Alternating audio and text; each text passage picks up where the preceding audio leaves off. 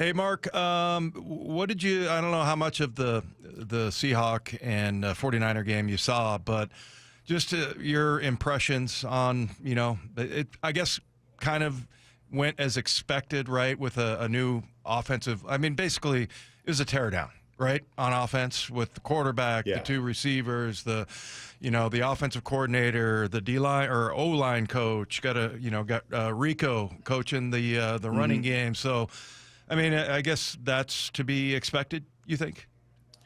Yeah, I mean, I think part of it, Dave, is like I got stuck in Jacksonville. We had an hour and a half rain delay, so I couldn't get out. So I flew home on Monday, and I spent about 4 hours in the Dulles airport, and then I just sat in a plane and watched film the whole day. So I actually watched your guys' game.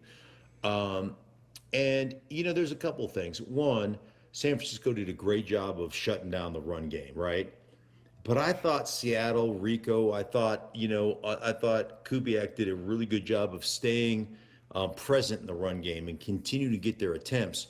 What bothered me was it just didn't seem that the play action aspect off that run game didn't seem to marry very well. It just didn't seem to work. Yeah. And Jigma got almost every catch. What was it? Darnold had 16 completions, and I think 9 of them went to Njigba. Yes. And it just felt like it was completely one-dimensional, where your tight end gets 1 catch, Cooper Kupp gets 2 catches. I just didn't feel like it married very well together. But here's the good news.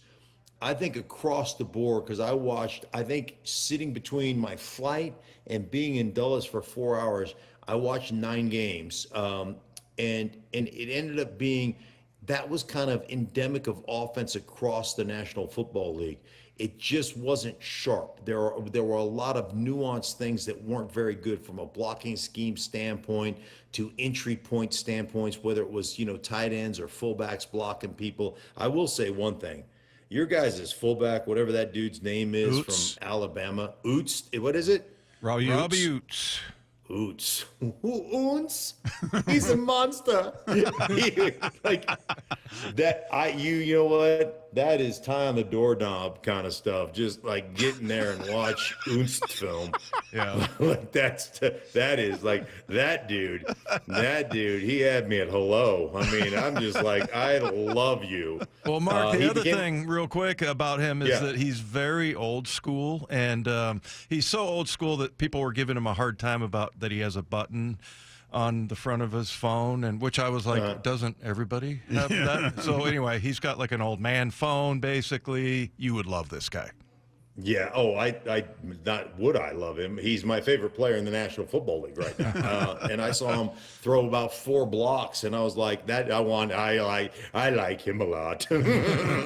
So, yeah, but when you have that kind of attitude, I thought defensively they played exceptionally well. They like controlling the line of scrimmage. Obviously for San Francisco, getting Christian McCaffrey back, especially in the passing game, was big for them. But bottom line is the offense just never got in sync. And that was, like I said, it was endemic of the National Football League in general over the course of the weekend. When you look at the O-line, and you just talked about everything that is new, Dave, you got new coordinators, new O-line coach, new scheme, you got some new pieces on that O-line. What's a realistic expectation for them to find their chemistry or find that rhythm? Because we saw so little of them together in the preseason, where they did look really good, but it's preseason. So what was your takeaway from just the line specifically, and what do you think? Is it 4 games into a season, 5, where you feel like they should have that chemistry locked in? Yeah, playing together for a while. I mean, it takes over the course of a season. You always get better the more you play together and the more you see it together. And I think that's a big thing. And it's one of the big things that's kind of lost in today's game. A lot of guys watch film individually on their iPads, and I always think it's much better to watch it together, especially when all 5 of you got to be tied together. So that's part of the process, and we'll see exactly kind of how they sync up. I just thought there were some things, and again, this goes back throughout the course of the weekend. I thought there were some things where you misidentified second-level defenders, and you got confused on what you're going to do. Hey, if safety's down, are we running 2 or running away? I thought there were some calls that I I just didn't necessarily like in some of that stuff. I thought the backside, there were some run throughs where you weren't prepared for the speed of the game, and for some looks you didn't see in the preseason. So all that stuff is very correctable. I think the good news, the good takeaway coming away from it is it's very correctable, and it was something I saw throughout the National Football League. With a bunch of here in Denver, it was the same exact thing. Now, luckily, their defense just lit it up, and you're playing against a rookie quarterback and an offensive team who's not quite ready for prime time. But Bo Nix looked bad. The running game was out of sync here in Denver as well. So, and again, I saw it all over the place over the course of the weekend. Hey, did you get a chance to check out the rookie, the guard, Grayzable? I mean, he had a good preseason. He's really you'd love him too. You would be talking about him. Very old school. You know what? I'll have to go back and look at the coach's tape on him, because I really didn't look at it. I was just kind of watching the game, almost like a fan, and then just kind of seeing what you see. But I'll go back and take a peek, and then next week we can kind of dive in a little deeper on him, because I like, again, I got, the other thing is I got so enamored by Oots. So you couldn't take your eyes off of him. I couldn't take my eyes off the guy. I was like, can we get more two back? I'm tired of this 3 wide receiver garbage. Let's get in two back. Yeah. Well, no, another guy I was going to ask about, Big Cat, just in general, you being an offensive guard and just a guy who is that big. And it's kind of funny. He had a very uncharacteristic play where he just tried to blast. I think it was Christian McCaffrey. Didn't wrap him up, but shouldered that guy. him. In my recap afterwards, my instant reaction was like, this guy's all over the place. I mean, he's playing in the backfield. How difficult is it to play against a guy like that's that big and that fast? Yeah, I think that's the combination is usually guys have one thing when you play against them. Like, there's one thing you have to take away. And sometimes it's power, sometimes it's speed and athleticism, sometimes whatever it is, right? Yeah. It's the guys that can do multiple things, can beat you with speed, can beat you with power, can do those things, those dudes are problems, because then you start to get in a little bit of a guessing game. What's he going to be? What's he going to do? And all that kind of stuff. And Big Cat certainly has that ability, man. He has got some unbelievable size, strength, leverage. He's a good leverage player.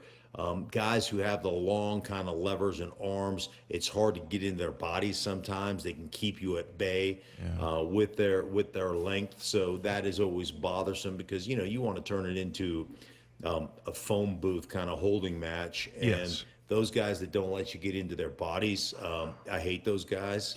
I want to be because you can't on cheat. your body. Right. Yeah. Right. Exactly. Yeah. And so, makes sense. Yeah, he's got that ability to do several different things that make him a real problem. Hey, Mark, I know you said you watched the game kind of as a fan. Did you key in on Riq Woolen at all? That final drive for the 49ers, he gave up a huge reception to Ricky Pearsall on the sideline where it looked like he had a beat on the ball. He slowed up like he was going to catch an underthrown ball, and then turns out he misjudged it, and then ultimately giving up the go-ahead touchdown there in the end zone. And he's been wearing it from Seahawks fans since. He's a guy that was a Pro Bowler as a rookie, 6 interceptions, and each year he's kind of gone the wrong direction. He hasn't improved. There's been more to complain about. I'm curious your take on what kind of a player he is, and if you remember those plays, what you thought of it. Yeah. I thought he was. I thought he was right there on both plays. The one you said about Pearsall down on the sideline there. I thought he was going to tip that ball. How that ball got through, I wasn't 100% sure if he just misjudged it or what. But I thought he had perfect position on that one, and obviously it didn't work out. And then the one in the end zone too. It looked like he would undercut that throw, and was about ready to tip that ball. So as we always talk about game of inches, and he was on the wrong side of the inches on both those plays. But listen, I thought defensively you held San Francisco, and I know they missed a couple of field goals or whatever, but you held them to 17 points and you lost a game. Like, defensively, you hold somebody to 17 points, you're supposed to win those freaking games. And so, we could sit there and nitpick his play and all those things. And again, part of that is you start looking at coaches' film and you see some things that you didn't necessarily see as you're watching it live or you're watching the TV copy. So, and again, it's early in the season for everybody, but 17 points, I think is a pretty outstanding afternoon for any defense. Hey, another tie on the doorknob guy for you is Aaron Rodgers. Looked like he. What'd you make of his performance? I mean, 4 touchdowns, no interceptions. I had this one as a loss, I think, when we were going through in the preseason, talking about. I thought it was going to be a tough place to play, but yeah, what do you think? And his performance, and just as far as where you think the Steelers are at this year, so from what we've seen. Yeah, if you watched today the Stinking Truth podcast, you can find it on YouTube. Go to my YouTube channel, Stinking Truth podcast. If you watched it today, I am demanding apologies from not only Aaron Rodgers haters, because I told you Aaron Rodgers could still play. I did a game late in the season last year, arm talent-wise, unbelievable. And his movement skills got so much better toward the end of the year because at the beginning of the season last year, he had an ankle, a knee, and a hamstring that were really bothering him. And you saw some of the boot keep stuff, some of the movement skills he had, throwing 4 touchdowns yesterday against the Jets. And then I said it probably 10, 12 weeks ago.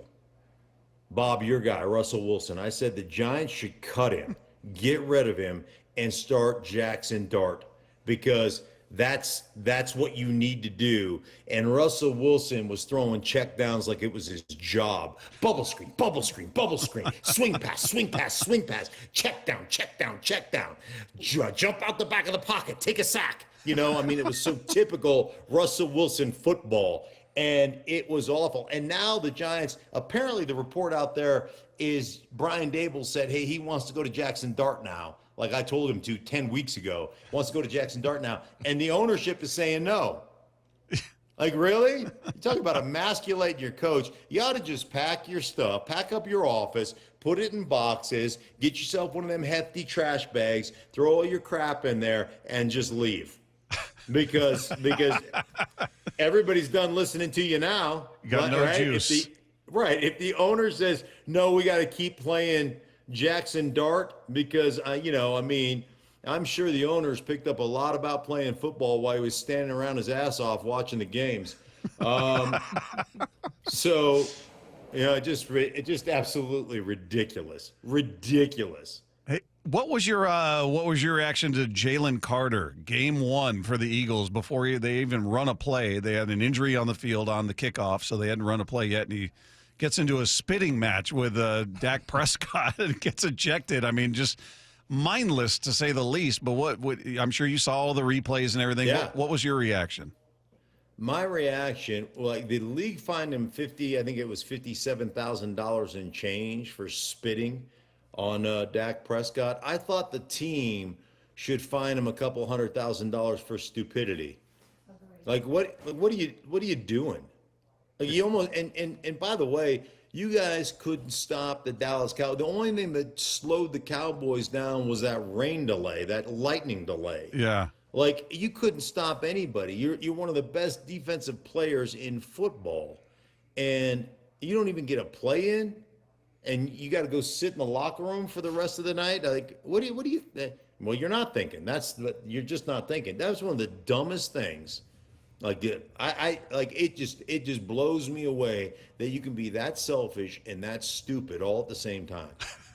You ever have that happen? I mean, because you punch the guy, right? I mean, if somebody spits in your face, I mean, that ever happened to you in your career? No. It's just ridiculous. No. I can't. I mean, I was part of the Broncos when. Were you here, Dave, or were you gone when Romanowski spit in J.J. Stokes' face? Oh, man. I think that was a year after. Because when I left, Mark, you guys started winning Super Bowls.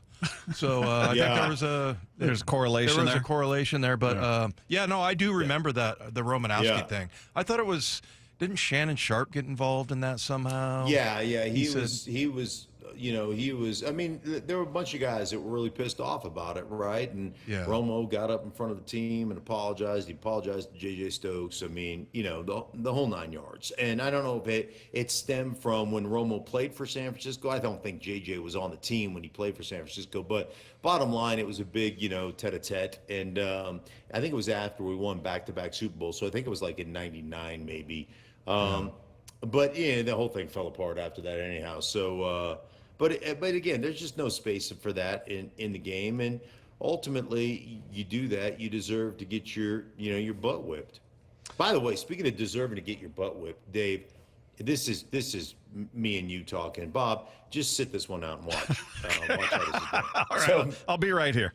Okay, so when Patrick Mahomes scrambles and then acts like he's going out of bounds, and then lowers his shoulder on a guy and runs him over, in our day, there would have been some frontier justice, and that dude would have got a mouthful of Rydell. Like, the next time that guy gets on the sideline, if I'm playing defense, I am saying he is fair game, will suffer the fine, will suffer the consequences, but somebody take his ass out. Like, is that not how it's supposed to work? Because if I see that dude grabbing an extra 3 yards down the sideline or lowering his shoulder on somebody, I'm going to lose my stuff. Yeah. No, I mean, it's ridiculous. It shouldn't be allowed. First of all, I think the NFL, like you have to commit to that movement there. But I'm more on your side of the frontier justice. Let's just let it play out on the field, and maybe you get some guy like Al Shair that he's not having that, right? So, yeah, I mean, I think he's taking advantage of a rule that favors him in a really annoying way. No wonder you don't like the Chiefs so much. Right. Like, I respect everything he does, and I would like to see somebody just absolutely lay his ass out. I'm not an animal. I'm not looking for permanent injury, but if he missed a game or two, I wouldn't be upset. Just endearing himself to that Chiefs fan base once again. Love it. Mark, as always, you did not disappoint. We're excited to have you on every week through the season again. It feels like it's been an eternity. So we're looking forward to these conversations every week. Thanks so much, man. You got it, guys. Be well. Take care. Thanks, buddy.